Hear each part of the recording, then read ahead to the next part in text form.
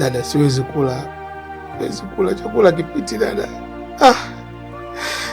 Jana usiku sikulala kabisa. Nakuwazia mwanangu kule gerezani. Mwanangu anakabia cholo. Kwani Venda anasemaje? Hiyo jana ilikuwaje? Polisi wamesema ile kesi ni ngumu na ni nzito. Cha msingi tu hapo apatikane kwa sheria nguli kweli kweli, ambaye anaweza kucheza na kipengele cha kuua bila kukusudia.